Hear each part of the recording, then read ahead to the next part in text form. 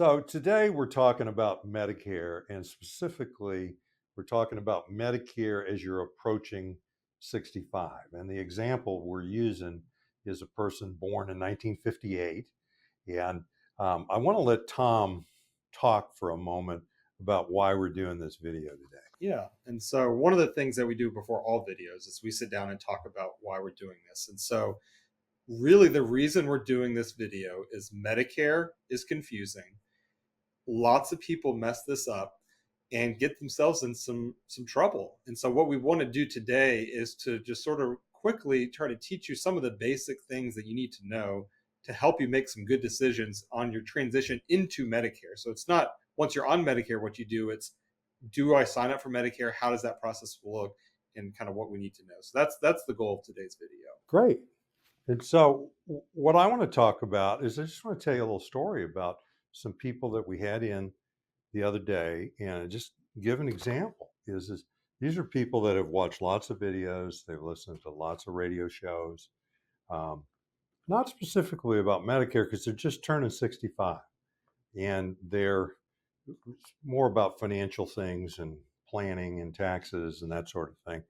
But now they're coming up on Medicare, and they're in different situations. The lady in this case is a retiree. She's already retired, but she's got state government retiree before 65 benefits, and then she's going to get on Medicare, and then can stay on her retiree benefits.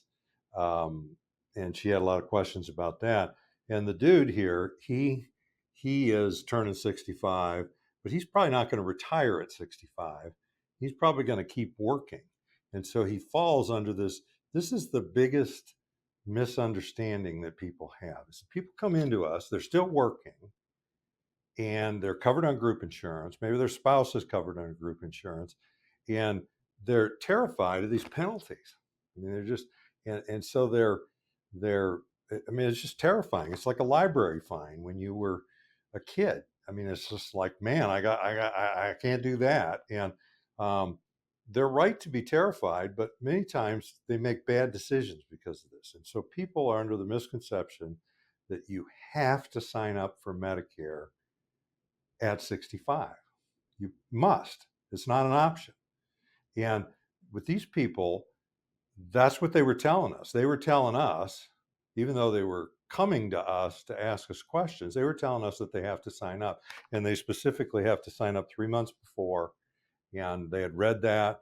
And then, so we sat down and we said, well, okay, she's going to want to sign up for Medicare because her retiree group from the state requires that she sign up for Medicare because she's retired, and she has to have Medicare to support that plan. So she's going to sign up.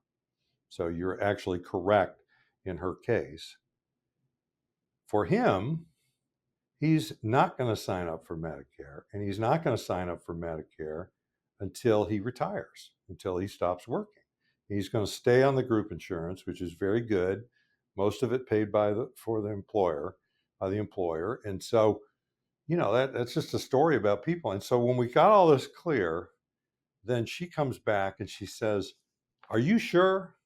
I still, I've heard that you have to sign up 3 months before, and I'm really worried about doing this." I said, "Well, tell me about that." So she tells me a story about a friend of a friend who signed up for Medicare because she had to sign up. She signed up, and then she got this bill for Part B, and for 3 months worth of Part B, and then she just didn't pay it. And I just don't think that's fair for them to sign them up, make her sign up for it, send her a bill for it, blah blah. She's And I said, "Well, I can't do much for your friend, but if your friend is covered, still working and covered under group insurance, she didn't have to sign up for Medicare in the first place. And that now the fact that she did and she didn't pay the bill, she's in a heap of trouble." And so I said, "Did she ever pay the bill?"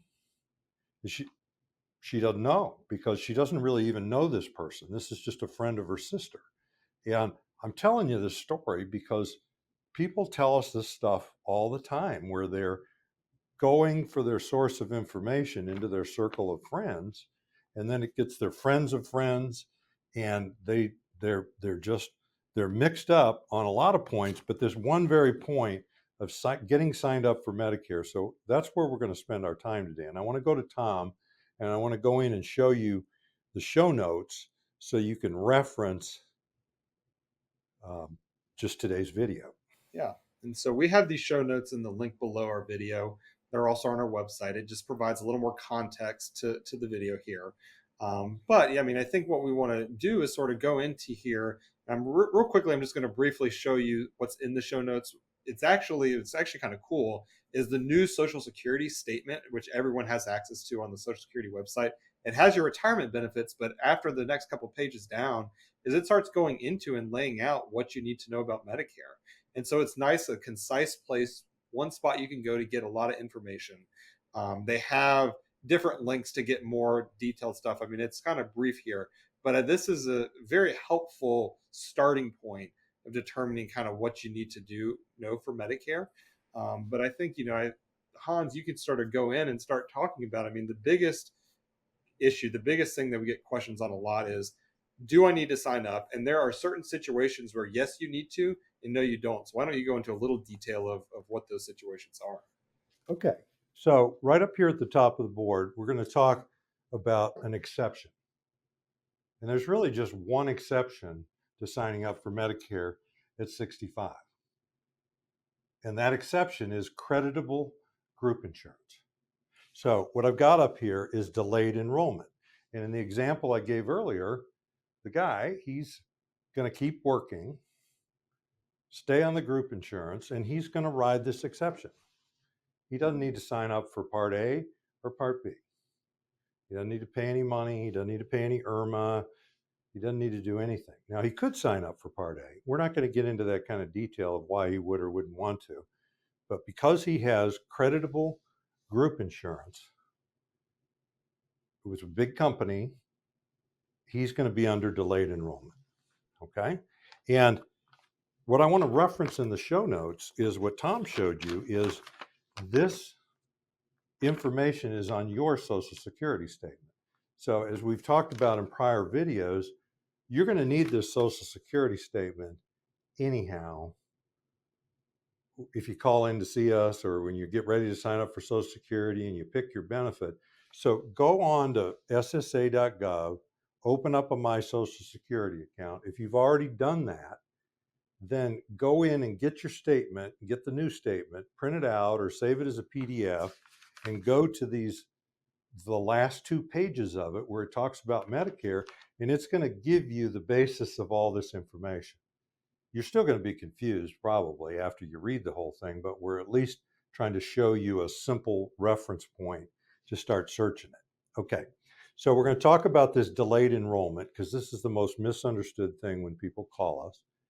And if you've got creditable group insurance, either you or your spouse, because we have lots of people turning 65, still working, and then their spouse, who maybe isn't working, is 62 or 63, and they're covered under the group insurance, both of them can delay their Medicare enrollment until the main person actually retires. So this covers the spouse too, that if they're covered under creditable group insurance, you're going to be able to delay your enrollment in Medicare.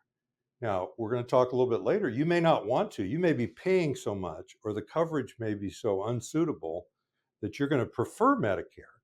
So even in that situation where you have creditable group insurance, you may want to sign up for Medicare, or your spouse may want to sign up for Medicare. All we're dealing with is you don't have to. If you're fine with the group insurance, it is creditable, you're good to go. Now, that's you or your spouse. Now, let's talk about what is not creditable or what doesn't count toward the exception. One is COBRA. This is another place people make huge mistakes, is they think, okay, so I'm under COBRA. It's costing them a lot of money. These are people that usually have a high income. They like the COBRA. They had heard that it's better than Medicare, or they just had assumed that the group insurance was better than Medicare, which absolutely could be incorrect. I mean, Medicare, properly supplemented or on the right Medicare Advantage plan, a lot of times is going to be better than group insurance. But nonetheless, they're covered by Cobra and they just stay on Cobra for the 18 months and they don't sign up for Medicare, or we have some of them that keep paying Cobra, but then they sign up for Medicare too. Now they're paying double. And then they talk to us about a supplement. Yeah. And so this is a point, like if you're going to rely on Cobra for this exception, you're out of luck. Retiree health insurance. Well, most of retiree health insurance is doing like the lady in the earlier example. The retiree health insurance is going to require you to sign up for Medicare when you're eligible. And then it's going to be on top of that because you're retired. But just plain group insurance can't do that.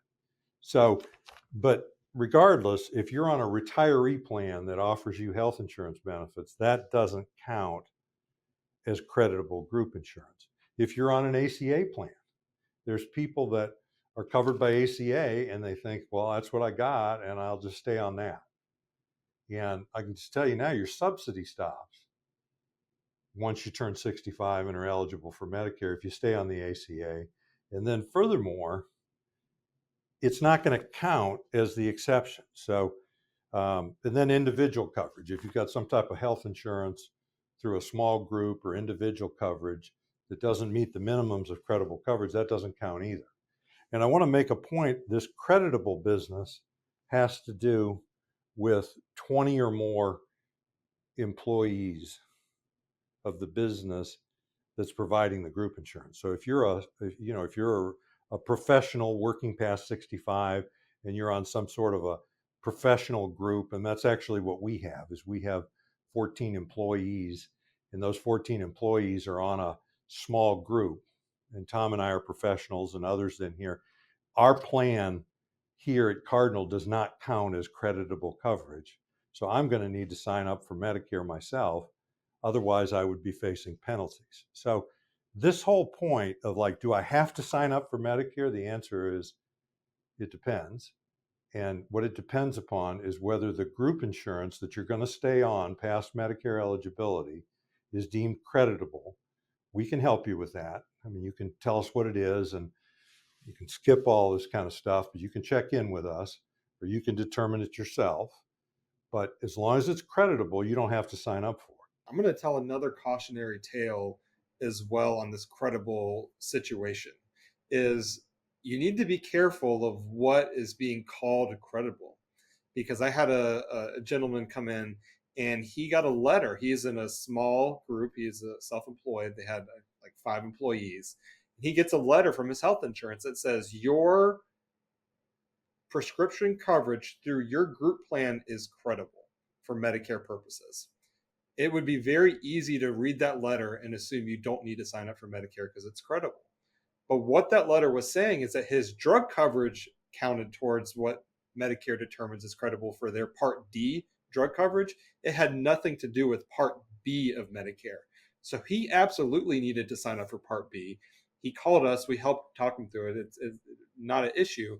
But I have seen many people take that letter, assume they don't need Part B coverage, delay Medicare, and now they have signed themselves up for lifetime penalties, which we're trying to help people avoid. Okay, thank you very much, Tom. I mean, this is a confusing subject, and when people don't get help and they don't do the right thing, they can end up in a bad place. You can end up without Medicare when you really needed it, and then you try to get on it later, and you're going to face limitations during an enrollment period, and then you're going to pay a lifetime penalty for the rest of your life if you delay and you didn't have all this stuff straight. So now that we've talked about all of those people, let's talk about the rest of us, which is most people, is you need Medicare at 65. I'm still not done with confusing. I mean, now we're getting into the second decision here, which is you need Medicare at 65. And what I'm just showing is me as the example. I'm born July 2nd, 1958. So this is February of 2023. And so I'm 5 months away from needing Medicare. I can't sign up yet, but I'm going to get in there in early April and sign up. And so what you've got to sign up for Medicare is for me, I got the 3 months before my 65th birthday, the month of, and then 3 months after my six. So it's a 7 month period where I can sign up. And unless I have an exception. Now, I don't, but if I worked for a big company and had creditable group insurance, I probably wouldn't sign up for anything. And I'd simply go under the exception. But since I don't fit under that, I've got these 3 months, April, May, and June, and it will start on July 1st. And my recommendation is don't wait till June if you want coverage July 1st. Get with them in April or May. And you can do that online with Medicare. You can actually go online to your My Social Security account and you can apply for Medicare with or without Social Security. A lot of people doing that are doing it without Social Security. But so you've got a 7 month window, but you really have a 3 month window for the sign up if you wanted to start on the first of the month before you're 65. Okay, so what you're going to do when you sign up is you're going to sign up for Part A, and Part A is your hospital coverage, and it comes at no cost. You don't have to pay anything for Part A. You've paid taxes for that all along. And then you're going to sign up for Part B, like boy, and that's going to cost most people $164.90 a month, which they're going to take out of your Social Security check if you're getting one, or later they're going to take it out if you're delayed. And what I want to just make a point here, put that bill on a draft. Maybe not when you're signing up, but when they send you that first bill, put it on a draft. Because I could tell more stories about people that lapsed their Part B. That's serious trouble. We could tell lots of stories. It's really hard to get back on Medicare, and then you've got serious penalties. So when you sign up for Medicare Part B, they're probably not going to give you an option but to send you a bill. But when you get that first bill, they're going to give you an option to pay it different ways, put it on a draft, on a monthly draft, and so that you'll know it's paid. And that's for most people, the 164.90. But if you're a high income person, you're going to have to pay IRMA in addition to the 164.90. And we have other videos on IRMA. So that's not the business today. Or if you're a high income person, that would be 95,000 or more for a single, 195,000 about or more for a couple filing jointly. And the problem with this is they use your 2 years ago tax return. So I don't want to get into the details of that. If you got an issue with us, either call us or go to some of those other videos about IRMA, and it's going to give you all the facts. But in any case, you got to pay for Part B, and you want both parts, Part A and Part B. Okay, and now you're signed up. So now we've gotten through in our previous videos, which was decision number 1. And now we're going to move to decision number 2. And decision number 2, I want to go back to Tom in the show notes, and I want him to just show you in reference point how complicated this decision is. Yeah. And so this is, we've already made the decision to sign up for Medicare. We're past the credible, the not credible, you're on Medicare. Now what? And so this is it's an either or choice. And we would recommend one or the other. We almost would never recommend not doing one of these, but you either are going to sign up for a Medicare supplement or a Medicare Advantage plan. Again, on your Social Security statement, it lays it out in a chart form on this page, and on the next page, it gives a little more details. But you can see it's one side or the other. I mean, it's you're either going to be on the left side, which is original Medicare and a supplement, or the right side in a Medicare Advantage plan. We have videos that go in great depth of the differences between those two, of what the benefits are, the advantages, disadvantages. Go watch those videos. But this is a decision that needs to be made. And this is where people get a lot of time get in trouble because they don't even know the difference between the two. They think they're picking some choice here and they haven't even made the decision to go on Medicare. So there's a lot of moving parts here. And so you really want to take this in a systematic way, kind of step by step. First decision, do I sign up for Medicare? Yes or no. Second decision, Do I want a supplement? Do I want an advantage plan? The third decision is which supplement, which advantage plan. So I mean, you want to do this in a systematic way to make sure you get set up properly. Yeah. And so we had a little debate of whether I was going to use the word binary decision or not, but it's already up there. But what that means is either or. You can't have both. And people, when I say people come into us, and Tom talks about that, most of these people coming into us are doing it on a Zoom meeting, because we're in 50 states in the District of Columbia. We're all over the country. We're licensed to all those places. We're familiar with the local insurance laws in all of them.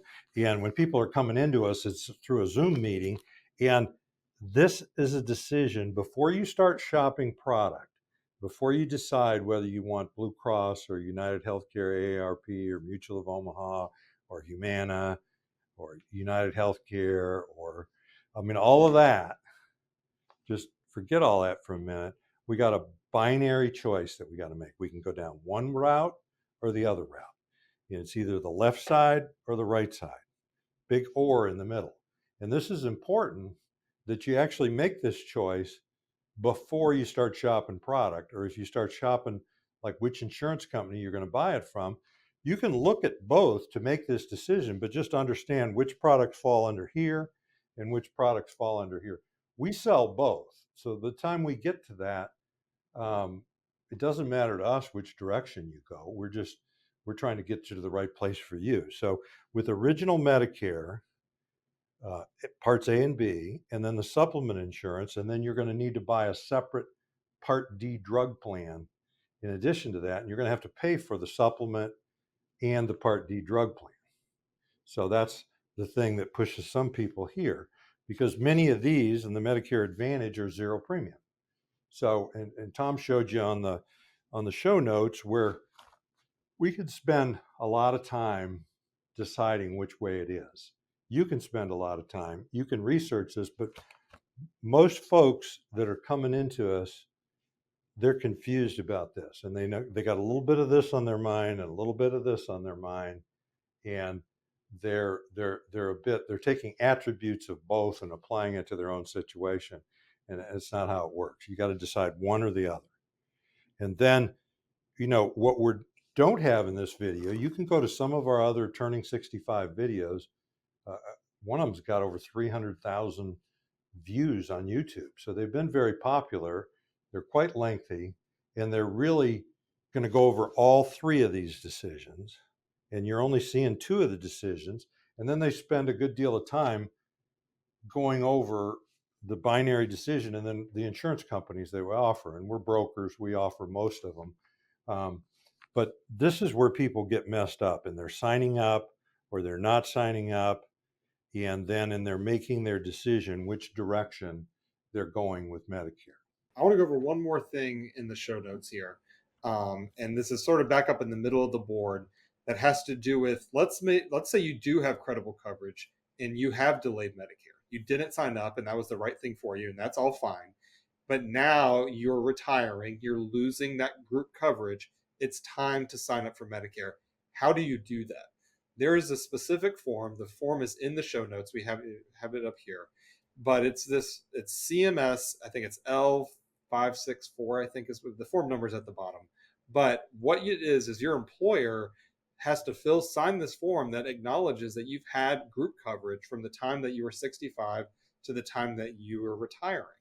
Without this form, you're bringing back in the possibility of penalties. And so don't miss this step. If you've delayed Medicare, you've done everything right up to this point, and now you're signing up for Medicare, make sure you get this form filled out. If your spouse is coming in under your group insurance, make sure that you get separate forms for each of you, because when you go to Medicare, you do that separately. And if your spouse has been relying on your group insurance from your job, you need a form for you and you need a form for the spouse. Now, all of this stuff is confusing. That's what we're here for. And we want to get you in the right place for you. And so we're going to talk about all the subjects we covered today. I mean, we're going to check the box Social Security simply because Social Security is the source of information. Your Social Security statement is going to point you to the information that you need to support all this. We're obviously talking about Medicare. Um, we talked about taxes when we're talking about IRMA. This is a biggie that people are learning about from us, and they want our consult of what to do about it. IRMA can be appealed, that sort of thing. So these are the 7 subjects, the 7 worries that we address in the financial plans that we write for people. And with that being said, I'm Hans Scheil, And I'm Tom Griffith. and thank you very much for listening. Thank you.